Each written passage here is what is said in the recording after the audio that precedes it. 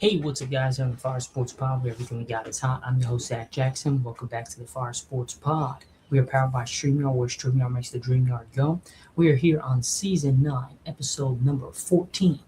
And we got a lot to get to here on this podcast. Today is Thursday. This is the one podcast we have this week.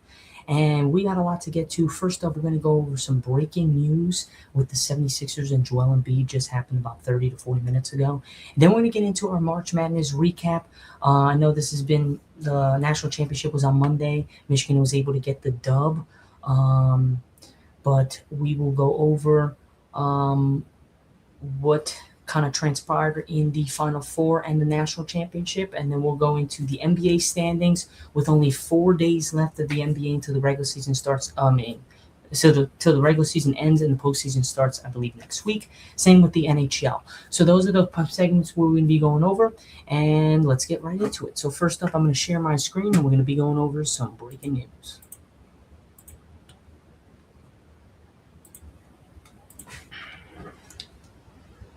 So, with that being said, we just had the news that Joel Embiid has an appendix and will undergo surgery. The seven-time All-Star and former Kia MVP is out indefinitely due to an appendix. This is right before the playoffs. I mean, literally, there are 3 days left in the NBA regular season, and of course he goes down. And he was playing really good basketball. He was averaging 26.9 points, 7.7 rebounds, and 3.9 assists over 38 games that he's played this season. So this really does suck for the 76ers because Tyrese Maxey has been playing at a freaking hell of a great level, 28 points per game. You had Paul George come back from suspension, playing out of his mind as well. The 76ers are scheduled to play the Rockets tonight.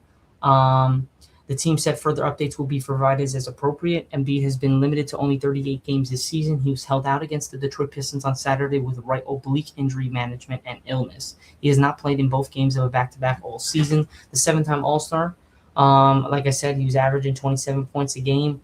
76ers are 43-36 in the beginning of the NBA season. They weren't really too hot. They're currently 8th in the Eastern Conference standings with the possibility to climb to number 5 or fall to number 10 over the final 3 days in the regular season. This is pretty much all the updates we have according to the NBA. There will be more coming out in the coming hours and coming days, but this is a big blow to the 76ers playoff hopes and chances to compete in the Eastern Conference because, again, you got the 1-3 punch of Paul George, Tyrese Maxey, and you got Joel with VJ coming off the bench. You got a lot of dudes that can score basketball. Now with Joel coming out of the game, he's a monster. He's a force on the floor. For him to not be there, it's going to be tough for the 76ers to compete. If they match up against Detroit, it might not look too good. If they match up against Boston, it also might not look too good. So we'll see what happens in the coming days, but this is breaking news here on the Fire Sports Pod. Joel Embiid is going to have an appendix surgery and will be out indefinitely for the foreseeable future. We will see if he's able to make a comeback, and if the 76ers make a deep run, can he be back? What's his timetable? We'll have more on our TikTok on the Fire Sports Pod going over this in the coming days. But other than that, guys, that's pretty much it for our first segment here on the Fire Sports Pod. Hope you guys enjoyed. We're going to be moving on to March Madness, just going over just my thoughts on the national championship and the Final Four games. So let's get right into it. So we're going to share our screen and show you guys our bracket. All right, here we go. So if you guys look here, we talked about the Elite Eight up into the Final Four. It was UConn versus Illinois. We picked UConn to win this game against Illinois. We were supposed to have Duke and Florida. Obviously, that didn't happen. UConn was able to prevail. Illinois kept it close, but UConn just made some clutch buckets down the stretch of the last minute or two of that game to advance to the national championship. 3 out of 4 national championships in the last 4 years. He's been to 4 national championships, and he potentially could have won 3 out of the last 4 national championships, Dan Hurley. But he was not able to get the job done as he fell to Michigan, the number 1 team in the country. And then going to the other side, we're in Indianapolis, we had Arizona versus Michigan. And my goodness, 91-73. It wasn't even a game. Michigan was controlling the tempo of the game from the get-go. Arizona just had no answer. They could not move the ball. They could not shoot the ball. They could not rebound the basketball, and they could not play any defense. This was just a poor performance by Arizona. It just looked like they didn't show up on defense or offense, even though they scored 73 points. They let up 91. Michigan cruised through this game and then had a matchup against Dan Hurley and UConn, who is not a pushover. UConn stayed in it late. They were down, I believe, 66-60 with under a minute. They hit a three. They cut it. No, it was 67-60. They hit a three. They cut it to four. But then Michigan just came down, knocked one in, and then that was pretty much it. That's all they wrote. UConn stayed in it late in the last 50 seconds. They were still in the game, but Michigan just a little bit too much on this night. They were able to get the win 69-63. The final points was 132. I picked 145, but my matchup was totally different than this matchup. But Michigan was able to get the win. First time, I believe, in a really long time, they won the national championship. So I think it's the last time was the Fab Five. It was the last time Michigan was able to win. So it has been a long upcoming road for the Michigan Wolverines to win a national championship in basketball, but they were able to get the job done, and it's what a win. And yeah, I mean, this March Madness, guys, was absolutely fantastic. I mean, I loved it. I mean, you could just go from top to bottom. The two teams that just surprised the shit out of me was Texas getting all the way to the not the Elite Eight, but the Sweet 16. They were 1.1 seconds away from going to overtime against Purdue, where they probably would have won. And then another surprise was Tennessee. They made it all the way to the Elite Eight to versus Michigan. So those two teams really surprised me big time, getting as far as they did, the Sweet 16 and the Elite Eight. But then just the juggernauts came in and just swept them away. But yeah, that's pretty much it for our recap of March Madness. Again, not crazy. It's just a little recap because I never did it. And I want you guys to see my take and also look over my bracket because my bracket was looking pretty good until Arizona got bumped. And then we had the Final Four and the Elite Eight matchups just get a little bit intertwined. But other than that, we did okay. Last year we did much better. But other than that, guys, that's pretty much it for our second segment here on the Fire Sports Pod. We'll be moving on to our last two, which will have the NBA standings, going over playoff matchups. We got the Lakers losing Luka and AR to injuries, oblique and hamstring. They're both going to be out 4 to 6 weeks. Luka's in Europe trying to see if he can get back in time for the first round, if not going into the second round or late in the first round of the playoffs. And then AR is going to be out for a while, so we'll see what happens with that. LeBron James, 41 years old, is going to have to carry the load and see if he can get the Lakers past the first round. But it's really not looking good from Lakers fans, including me. I still have hope. LeBron James is that guy. Can he lead us on another hurrah type of moment, a legendary moment, a legendary run of LeBron James, probably the last of his career. We'll see what happens, but time only will tell. So let's get right into the NBA standings, and here we go.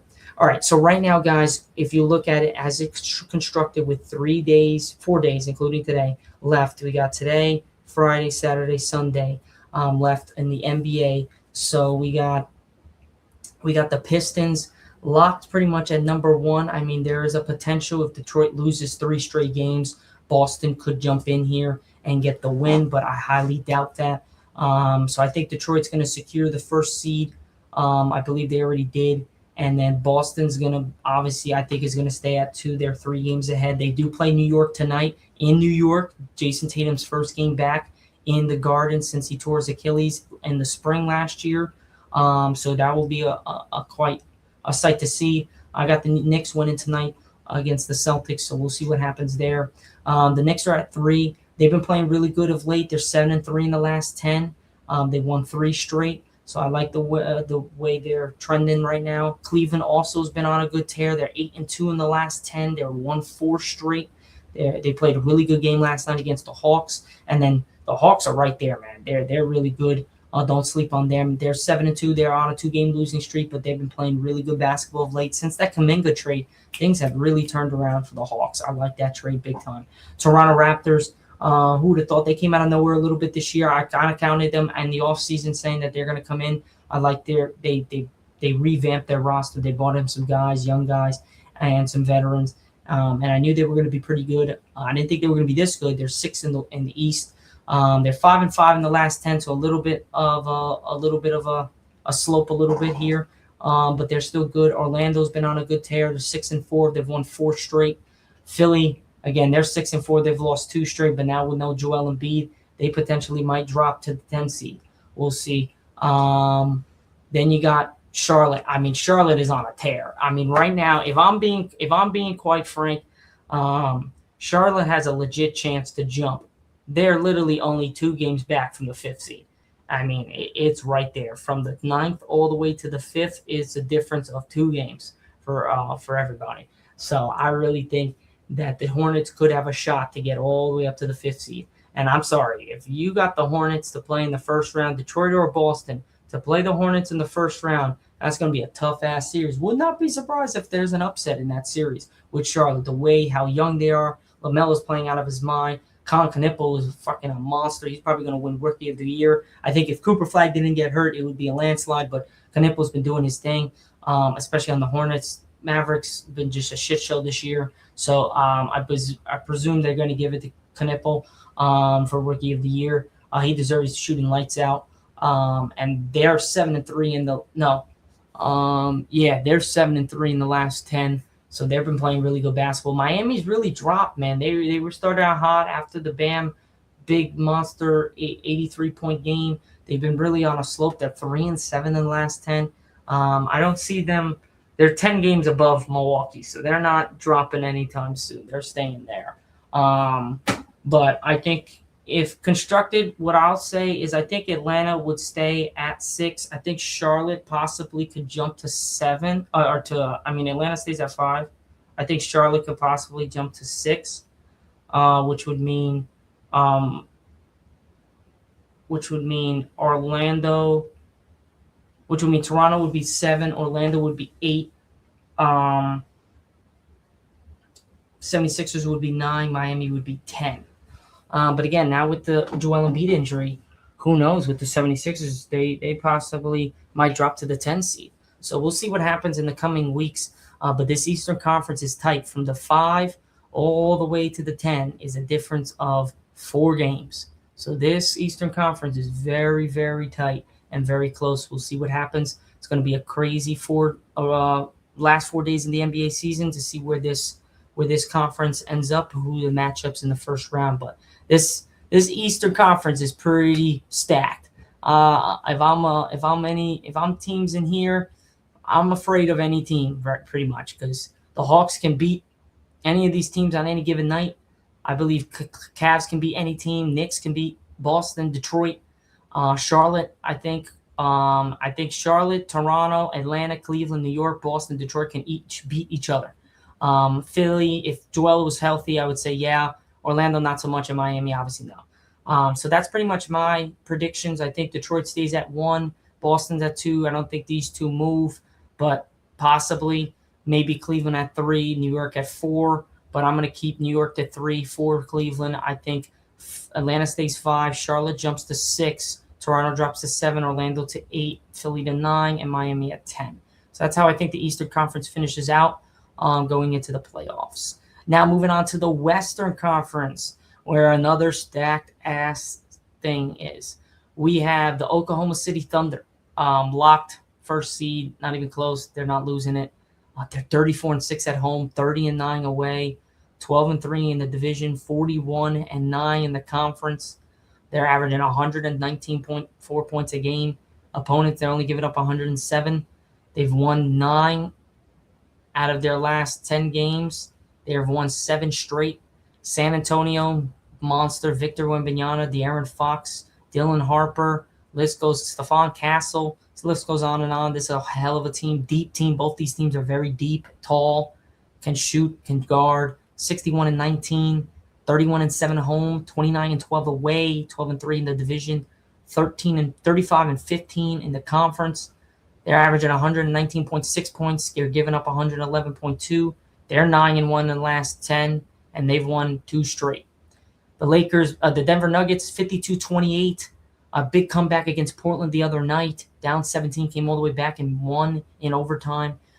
They're 10-5 in the division, 34-16 in the conference, 121.9 points a game. They're averaging 27-13 at home, 25-15 away. They're giving up 117 though. They've won 10 straight, and they're 10-0 in the last 10. They're on a roll, the Nuggets. The Lakers, man, they were on a good tear. March, they were 15-2. They were on a hell of a tear. Then they come out of March. They play against Oklahoma City Thunder, and they get routed by 42. And we lose Luka with a hamstring. We lose AR with an oblique injury. And we've lost the last 3 straight, which is not looking really good. Not looking good at all. The Lakers are the 4th seed, are 50-29. We're 26-13 at home, 24-16 away, 8-7 in the division, 30-19 in the conference, 119 points, 3 points a game, giving up 115 though. So not that good. We're 6-4 in the last 10. We've lost 3 straight. We got to get a dub tonight against the Warriors. Big win tonight against Steph and the Warriors. Houston at the 5 seed. We're tied right here, 50-29. This is where it is, right here. This is a big jump right here. I mean, if we can win the last 3 games, I mean, it's going to be tough, but if we can win the last 3 games and we can hope for a lot, we can still get the 3 seed. I'm fine. If we could just stick with the 4 seed, I'm cool with it, because if not, I mean, if we go to the 5 seed, the best case scenario is we'll play against Houston. If we go to the 3rd seed, we're going to have to play Minnesota. And then the 1 plays the 8th, the 2 plays the 7th. The 3 plays the 6, the 4 plays the 5. I would rather, with just LeBron, I'd rather play the Rockets. And then when Luka hopefully comes back in the 2nd round, if we have to play Minnesota or on the other teams, I'd rather play them then. I think the best option for the Lakers to play would be the Rockets in the 1st round. But we'll see how that goes. It's going to be tough. But the Rockets are on a roll. They're 8-2 in the last 10. They've won 7 straight. They're playing really good basketball. Minnesota, 47-33. Anthony Edwards has been in and out of their lineup. They're 4-6 in the last 10. They've lost 1 straight, but he'll be back for the playoffs. They'll be ready to roll. The 7th seed, Phoenix. Phoenix is 3 games back from Minnesota. I think Minnesota holds it unless they go on a 3-game losing streak and Phoenix wins 3 straight. But they're 44-36. The Eastern is actually a little bit better than the Western when it comes to record-wise. I would say a little bit. Actually, no. I'm lying. There's a big difference here. Yeah, there's a big difference there. Not so much. It's about the same. Phoenix, they're okay. They're 5-5 in the last 10. Dylan Brooks is back, so that's good for them. The Clippers, they've just been an embarrassment, man. Kawhi's trying to do his best. They're 7-3 though in the last 10, but they lost 1 straight. They're 41-39.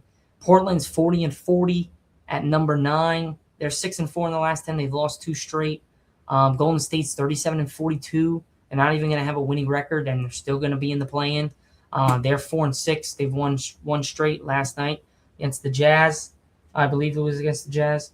So Golden State and everybody else is just going for the draft. But, I mean, like I said, Steph back is going to help out Golden State. I believe the 7 plays the 10. Right? Yeah. I believe 7 plays the 10. And the 8 plays the 9.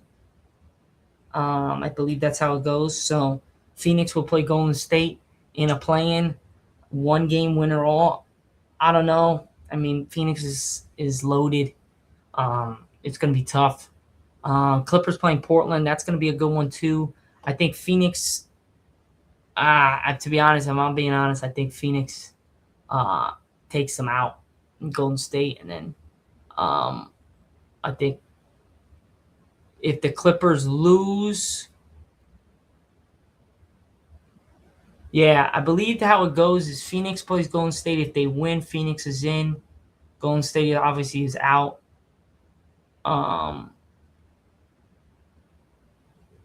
I forgot how the play-in goes. The play-in's a little weird, but we'll go over that. Teams seeded 7 and 10 in each conference will compete in a play-in tournament at the end of the regular season. So yeah, I forgot how the play-in works. I usually know what it is. I completely forgot, but I believe it's the 7 plays the if it okay. I think it's the 7 plays the 9, the 8 plays the 10. If the 7 wins, the 7 goes into the playoffs. The whoever wins between the 10 and the 9. Oh no, I think it's the 7 and the 8. So the 7 and the 8 play each other. So Phoenix and the Clippers will play each other. Whoever wins will go to the playoffs. So they'll be the 7 seed. And then the 9 and the 10 play. So Portland Golden State will play. Whoever wins that game will play the Clippers or the Phoenix Suns, whoever loses. And then whoever wins that game will be the 8th seed. So that's how it goes. So the 7 plays the 8, the 9 plays the 10, and if the 7 wins, they advance. If the 8 loses, they'll play the winner of the 9 and 10, and whoever wins that game will go and get the 8th seed. So that's how it goes. So that might work out for the Warriors because they'll be able to get a game in. We'll see what happens, but it's going to be tough for them, man. They're just short-handed. They're not big.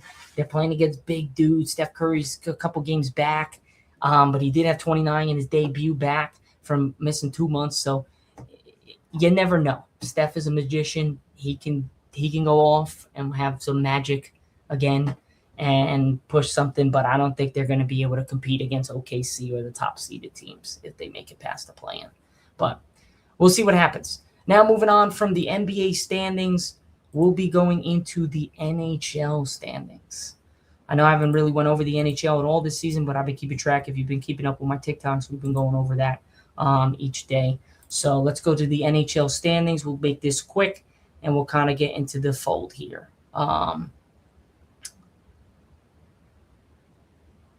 So right here, we have the Buffalo, actually NHL playoff watch. Yeah, never mind. That's not what I want. So we look at here, Eastern Conference in the Atlantic Division. You have the Sabres playing great hockey, 48-23. Tampa Bay Lightning, 48-24. Montreal, 46-22. They've been playing really good basketball, hockey. So their 3 are locked. I kind of want to go into the conference. Yeah, there we go. So this is how it goes. Each conference is kind of like this. Where is the playoffs? Is it league? That's league. That's not division. Conference, yeah. Oh, here we go. Wild card. Okay, here we go. This is the playoffs. There we go. So Eastern Conference. So Buffalo Sabres at the top. Tampa Bay is at the top. Montreal is at the top in the Atlantic Division. So they're making it automatically. Metropolitan Division.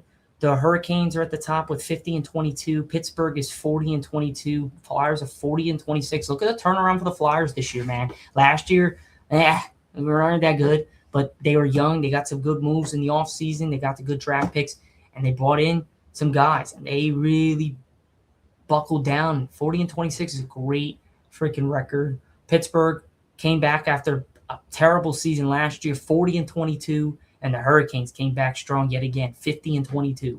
Wild card round would be the Bruins at 43-26. They've been playing really good hockey. Ottawa at 41-27. And just on the brink are the Blue Jackets at 39-27. And the Red Wings at 40-29.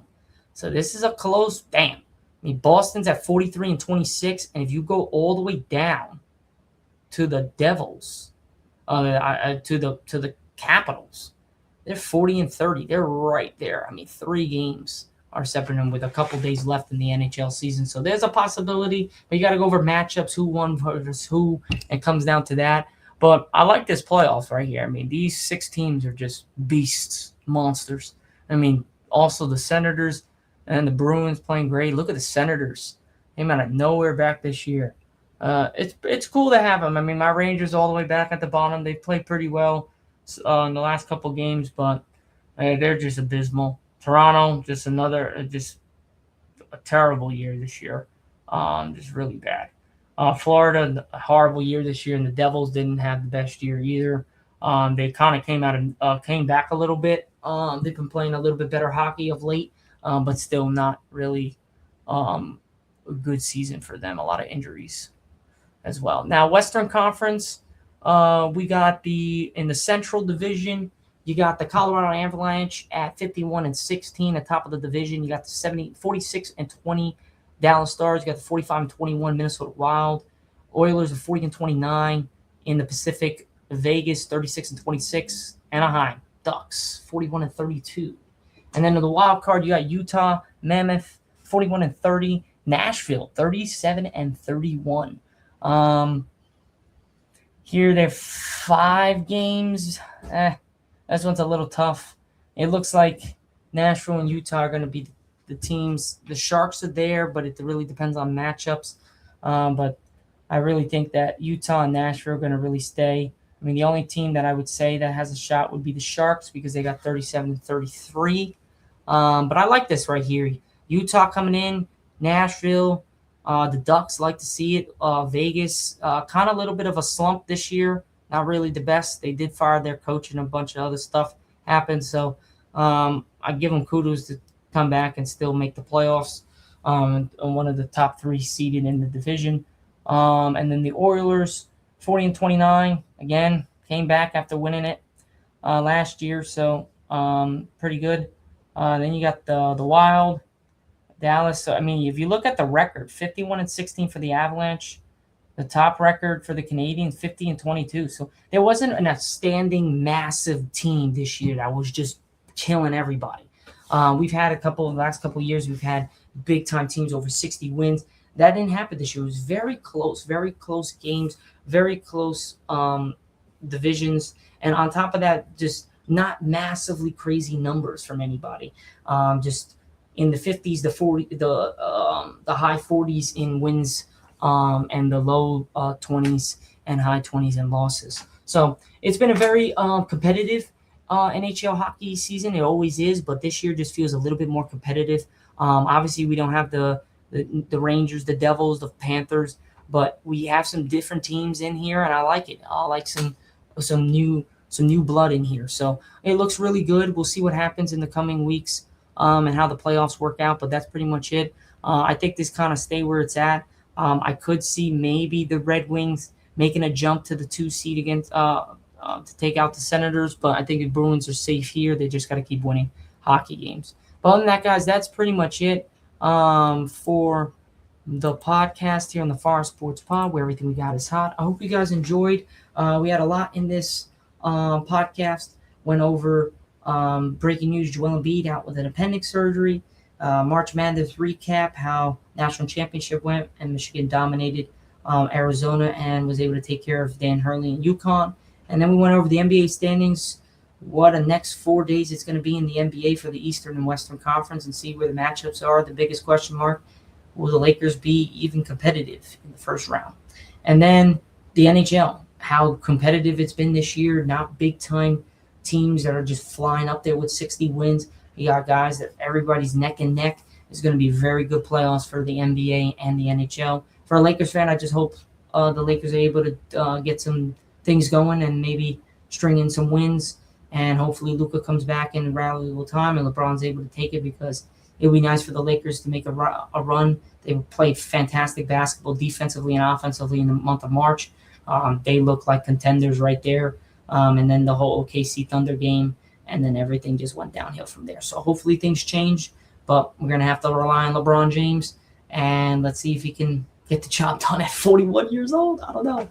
But other than that, guys, that's pretty much it. Powered by StreamYard, where StreamYard makes the dream yard go, here on Season 9, Episode number 14 on the Fire Sports Pod. Hope you guys have a great weekend and have a great night. Peace out.